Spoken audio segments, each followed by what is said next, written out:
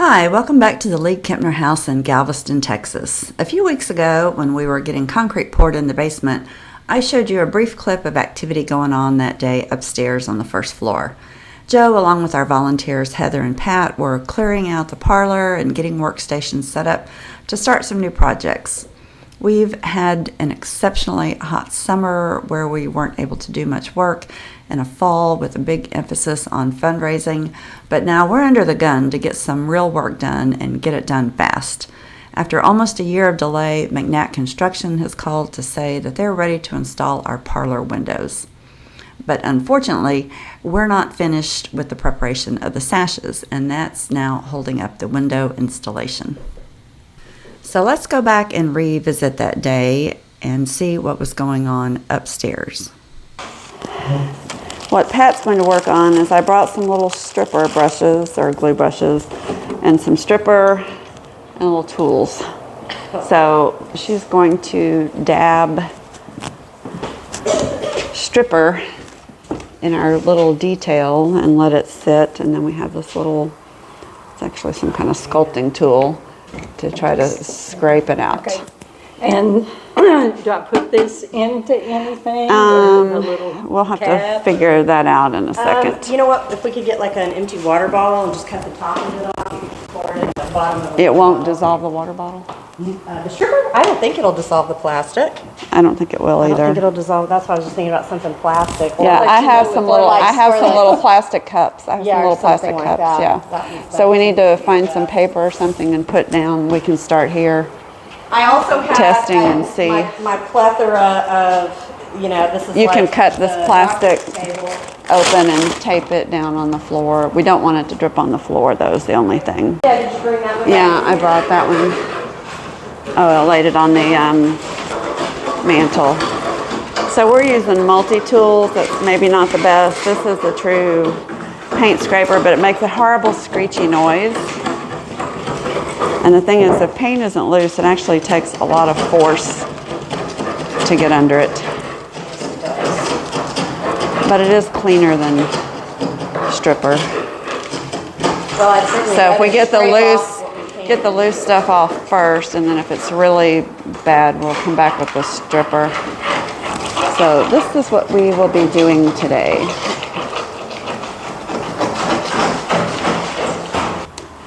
So Heather and I are scraping away, and Pat went to go buy some gel stripper. The stripper was too thin to hang on the wall, so I thought I would try the stripper on here. And I put it on. It's been sitting for about 10 minutes, and I can't tell it's doing anything. It's not So doing I anything? don't know if it's, you're in front of the camera. Oh, sorry. I don't know if it's old or somebody poured paint thinner into the stripper can and didn't label it. But I'm going to keep applying it. This paint is old and very dried. And we really needed the gel because Pat's trying to do those little indentations in the trim, and we need something thick to hang on the vertical surface of the wall while it does its magic.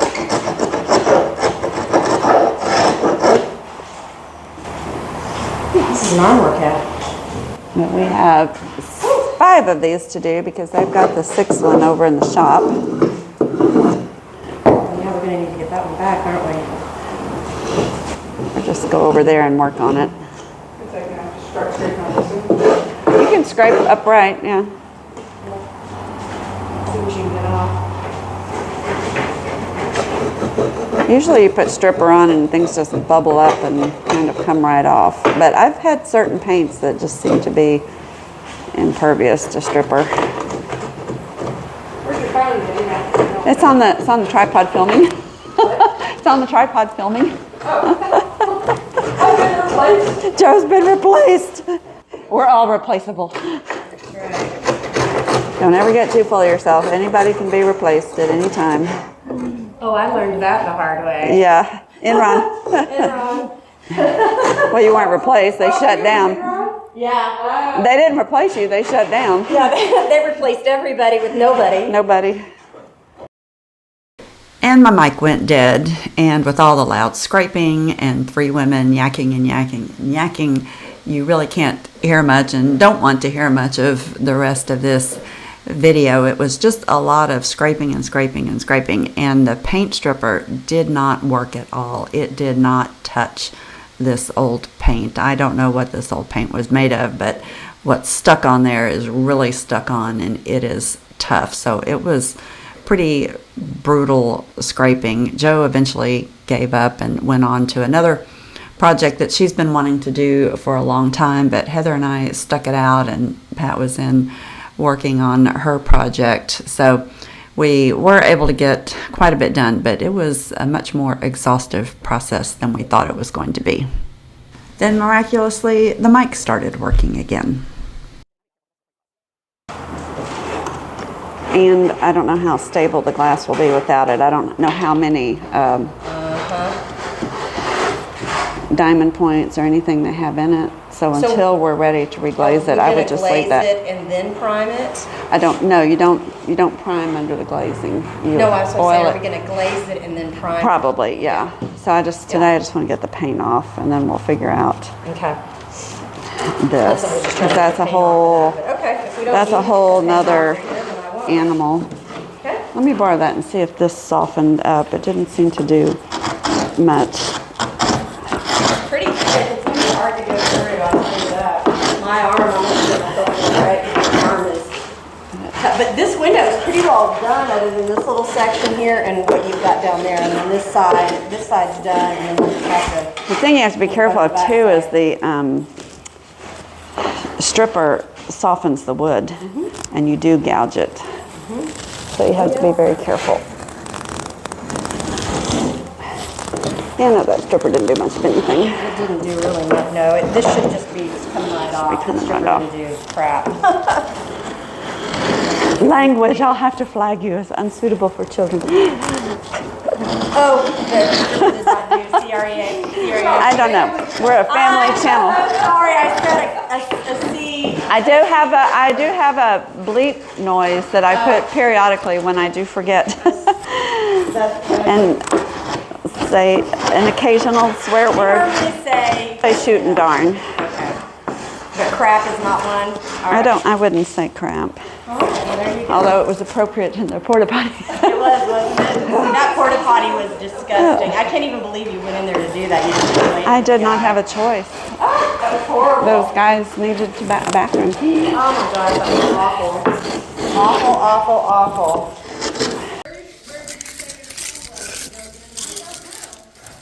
Joe went for the immediate satisfaction of scraping some of the paint off the trim in the parlor.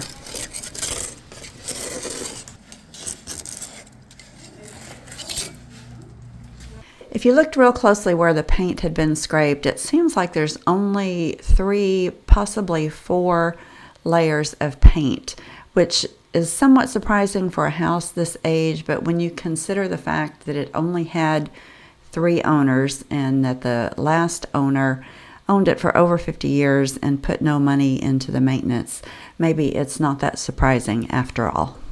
So Pat went and got some different stripper because ours was not working. So this is Clean Strip Premium, and it's a little thicker. So she's been dabbing it on and testing different methods. So I think she likes the brush better than the little I think it's coming up. scraper. So it might take a couple of applications. But once we get a method, then Pat volunteers a couple days a week. She can have her box of tools and her own personal project, and then between tours just sit and do this, and you'd be surprised, after 3 or 4 weeks how far around the room you can get. Step by step. Step by step. So the devil's in the details. So I don't know what these little details are called. See, that one's coming out. So it's coming up. So yeah. So we'll get there. All right, so I abandoned these guys, so they gave up on the window because it had come as far as it had gone, so they've moved on to other loose paint, but I'm borrowing some of Pat's new stripper to put on. This area was just tough and we couldn't get it. So I'm going to dab this on, kind of a big test area. The walls are sweating. And see what happens. The walls always sweat. The humidity's back.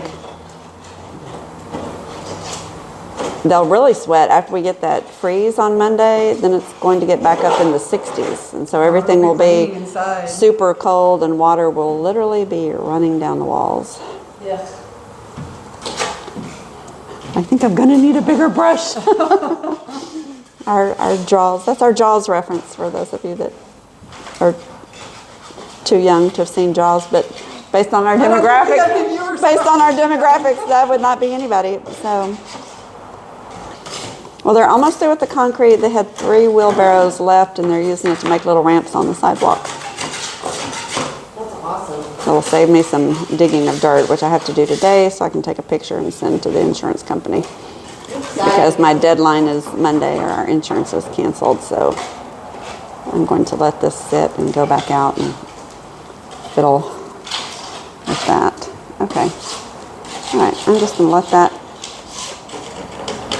sit for a while and see what it does, and then come back and fill in the gaps. Carry on. Look, I'm fogged up. I can't even see. I've got some probably. Heather's going up. Oh, you'll have it everywhere. You'll have it in your underwear. It travels. Oh yeah, it does, doesn't it? Oh, for days. Oh yeah. All I can say is when you wash your hair, hold your head back, because that's what got me to the ER one time, was it came out of my hair in the shower and went in my eye. And then into your eye? Yes, and cut my eye. So Okay. shower with your eyes closed and your head tilted back. Somebody's done like a Bondo repair right now. Yeah, I'm sure there's all kinds of. I don't know what that's about, but I mean, this is just like, I mean, look at that, look at this giant piece over this. That's just insane. Like this is just, there's nothing holding this on anymore. It's just coming right off here. These giant chunks. And then, yeah, like you said, it'll just be a case of the moisture, since this is water over oil, since somebody didn't do it right. Yes, before people adhered. freak out about lead paint, this is all water. latex over oil. That's why it's peeling off. So Yes. we are working on Exactly. scraping the latex layer off Yeah, this is not even, to make it easier to address the layer underneath. yes, exactly. And where it all comes off in one piece, then the lead paint is actually bonded to the latex. Yeah, So well, it's not airborne, it's big chunks. So this is like a preliminary clean of the easy stuff. we're getting the easy stuff. So, and I'm spending money, just FYI, my neighbor has a ladder that's 9 foot, and at the 9 foot height it has a platform and a rail. So at 9 foot we can stand and easily work the ceiling. But it's about a $500 ladder, but it's perfect for all of this. So it's a little safer than the scaffolding because it's stable and it has a rail around it. So you're actually confined like in a cage. So I'm going to order one of those as a late Christmas present for the house. 'Cause I'm not well balanced like Heather. Short of using a heat gun to try to finish getting the paint off these windows, we had done everything we could, so it was time to bring out the sander and some relatively coarse sandpaper and see if we couldn't sand some of the remaining paint off. And sometimes just the friction from the sandpaper heats the paint a little bit and will help break that bond. So it was worth a try. I don't want to start a huge debate about lead paint in the comments, so let me just say, if you're working with lead paint, do your own research before you start and don't rely on anything we're doing here or anything we say. That said, my view is that lead needs to be eaten or inhaled in a fine dust to be dangerous, and it's much more dangerous for small children with developing brains than older adults. Hand scraping creates big chunks that are heavy and fall to the ground, as does hand sanding for the most part. But I don't take lead paint lightly. I'm around construction all the time, and I personally get myself tested for lead at my annual physical, and I've never had a problem. But one thing you will never see us do here, and I would caution everyone not to do, is use a heat gun to strip lead-based paint. The temperature of a heat gun can actually vaporize the lead in the paint and create a very toxic fume. So don't do that. One problem we had with the windows was this strange, it was almost a putty that covered some areas. It wasn't a paint.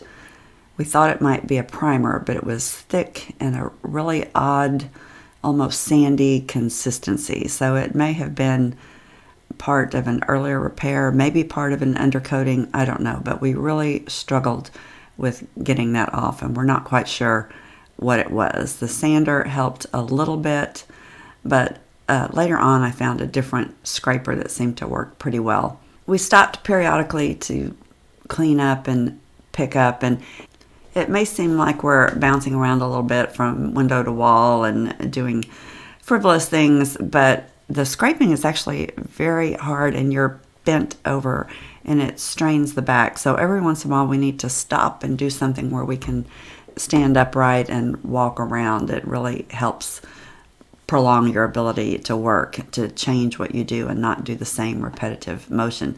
Today was very humid.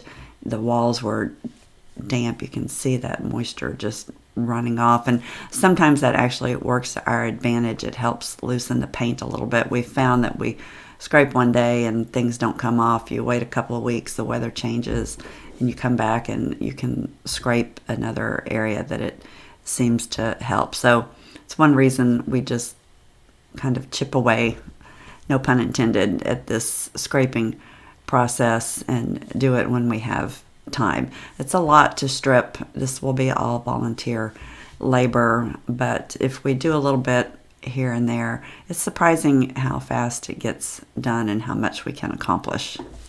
After taking a break and stretching out, it was back to scraping. Remember, we have 5 of these sashes to do, and this is just the first step. We're just getting the big layers of paint off. We still have to go back and examine each window very closely, do any kind of structural repair on it, fill any holes, glue anything up that's splintered or coming apart. Hopefully we don't have to take anything back to McNatt. The repairs will all be minor that we can do here, but once we get all that done, then we still have to remove all the glazing compound, get that part cleaned up, and re-glaze. So it's quite a process, and it just takes time. We did get better as we went. We learned which scraper worked, which technique worked, so things were moving along a little bit faster towards the end of the day. And it's funny how personal preference works. Heather liked this little scraper. She came up with her own technique using kind of short, choppy strokes with it, and it worked really well for her. But you can see the force she has to put down on it. You just don't lightly drag it along. You really have to bend over and put your back into it to make any progress at all. And I probably should have mentioned this earlier, but the reason we have to get all this done before they go in is that we're working on the part of the window that will be to the outside. And remember, this is the first floor, but it's about 15 feet off the ground. And there will have to be scaffolding set up to put these windows in. And then the windows themselves are at least 10 feet. So you're talking about working, 20 feet, 25 feet off the ground on scaffolding with the windows in a vertical position if we were to do this after installation. So that's just not practical. Now, the inside part is going to be a little bit tricky because of the way the window curves. We can't just lay the window flat like this. It would rock back and forth while we're working. So we are going to try to come up with some kind of a jig or something to hold the windows to see if we can strip the inside before they go up. But the inside doesn't have the glazing and all the other work that needs to be done. The condition of the window is better. So it is possible that we can strip and prime and paint these windows on the inside once they're in place. Joe has back trouble, so that kind of work is not good for her. But she's very patient, and she can sit and work on a repetitive task forever.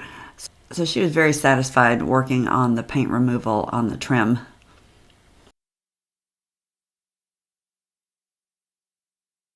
Pat was still toiling away around the corner. None of the strippers worked, so we're going to have to try something else. But to keep herself occupied, she found a sanding block, and the parts that have already been scraped are a little bit rough, and they need to be hand sanded. And it's important here, because this is finished sanding, that it be done by hand and with the grain. And the block just happened to fit perfectly between the trim on the wainscoting. So she sat and did that for the morning. And there are some gouges from the scraping, so we will have to come back with a wood filler and fill some of this in and resand. But it helps to sand it down and get this part done. Then we can really see where we need to come back and maybe do some fill work. Heather took a break from scraping and went to do some sleuthing on the hardware. We are recreating here a little bit. I just came across Heather is doing some sleuthing. Yes. On our hardware, and look, a couple things she found. This is Yellowtown, just like the rest of the hardware in the house. You can see the Y and can you see the Y and T? I think so. Right here. And it's got and the then size. the size, and then the part number here. But we've got this one, and this is a swinging door to the kitchen, and there's another one on the back. But look here, before you leave, look at the difference in the wood. So we always knew that they darkened the wood. We think that League-Kempner did that to get away from the Victorian look, but look at the extreme difference in the color. I wonder if this is and cypress how wood shiny. too. I don't know what it is. I don't know that I like that red. There. Holy smokes. I mean, that is shocking, Jamie.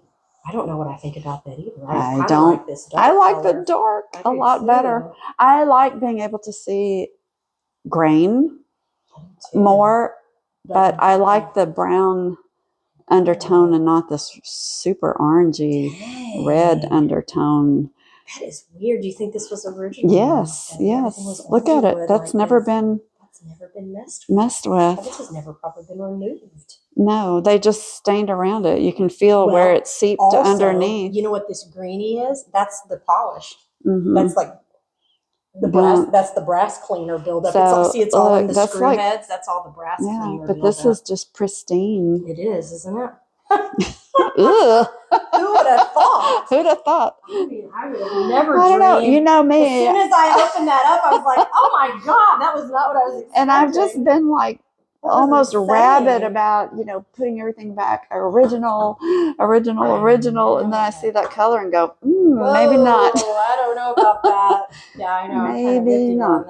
Of course, if we were to go back original, that's a huge amount of work to strip all this and get down, and we're probably not going to do that. So we'll probably end up with a blend, because this is shellacked, and we'll come clean it up, and it will lighten this and blend it all together, and then probably roll in somewhere kind of in we'll the just middle. see kind of what we end up with without having to go back to bare wood and start over.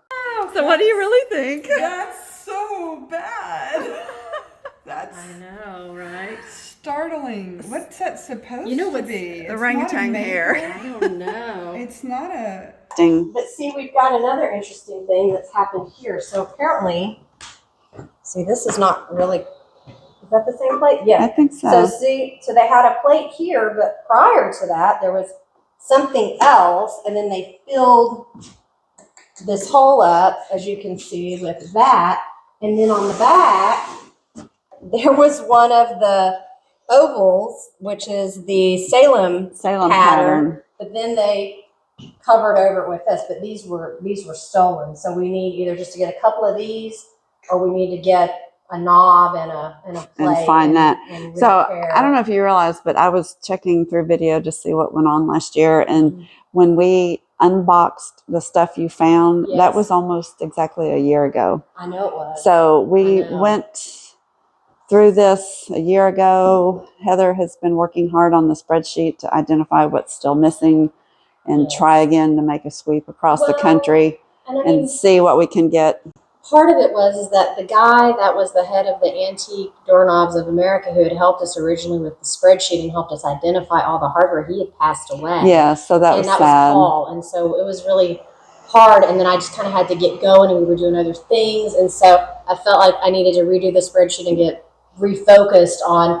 I need to send it back out to the salvages again and say we're still looking for this stuff. So, And we were talking about, I think what we're going to do is go ahead and get everything that we've already collected and put it up where it goes and get it back in place. And then it's easier to see what we've got and what we don't have. So that I thought we might do that today, but we were sidetracked by the ditch and the mud. Yeah, So we need to scrape on those windows, I think. 'Cause Yes. those are going to be coming soon. But anyways, I'm going to put this back on. I just wanted to see the brand. I'm going to take a picture of the back of it and the part number, and then I can put out for these or for this situation, whichever we find get. first. So Okay. that's it. Thanks. Heather's really worried about this spot because it's delicate, but she's got that pried out. So that is something we might be able to glue Maybe. and clamp back. If it breaks off completely, we can use that Avatron Yes. stuff. So I'm ripping. And it is up under this thing. It I is tried up to pull under. it off the floor. Holy smokes. Wow. Well, that's one way to get rid of your peeling paint. Wait a minute.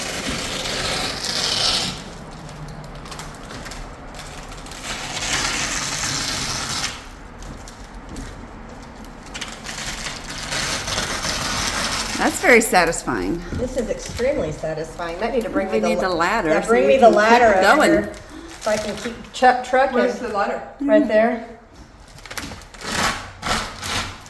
Yeah, bring me the ladder and I'll keep trucking on it.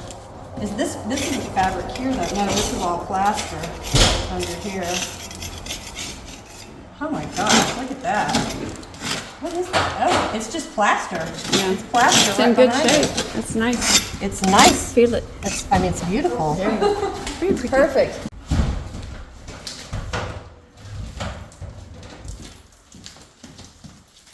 I'm not to let it go anywhere.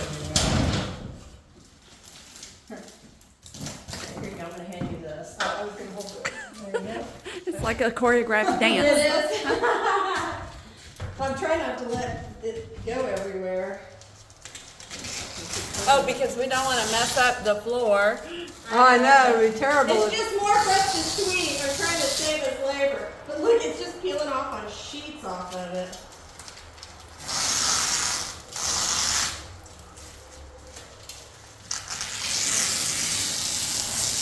Instead of watching paint dry, it's watching paint peel. No kidding. Okay, there's one. Huzzah! Huzzah! Ta-da! For the Ta-da! garbage. Oh my god.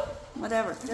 Heather and I were determined to get all 5 of these sashes scraped today, and you can see there's one left in the corner, so we are on our next to last one, and we were already pretty tired. I don't think I said, but this was the same day that Heather and I started out the morning digging that trench out in the yard. So we had started our day off with some pretty physical labor, and we were getting tired. This was getting late in the day, but we are under the gun. We are so close to getting these windows put in, and we don't want to have McNatt get busy again and have another long delay.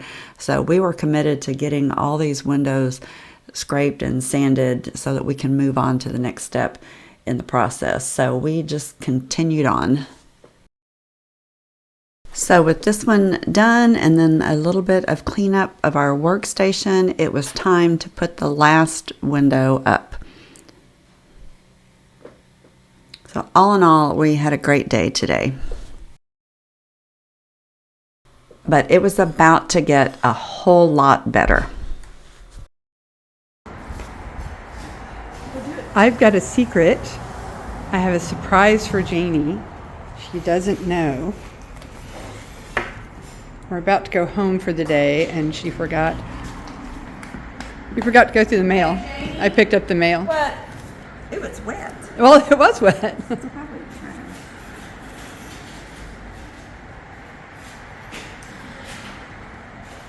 What could it be? Oh, a very wet look. A very wet check. This is our first grant, the Harris and Eliza Kempner Fund, and I have a long video I want to do about that, but this is our new roof. Ta-da! Ta-da! Ta-da! Yay! Thank you, Kempners. What a fabulous way to end a couple of very busy weeks here at the house. We were slow on the restoration process in 2023, but 2024 is starting out with a bang. We have concrete in the basement. We're about to get these parlor windows installed, and now with the generosity of the Kempner Fund, we are going to get a roof and be watertight. We really appreciate the efforts of everyone who's volunteered at this house, all those who have donated, and a big thank you to the Kempner Fund for believing in us and getting us our first grant so that we can continue the process of bringing this old, beautiful home back to life. We'll see you next week here at the League-Kempner House in Galveston, Texas.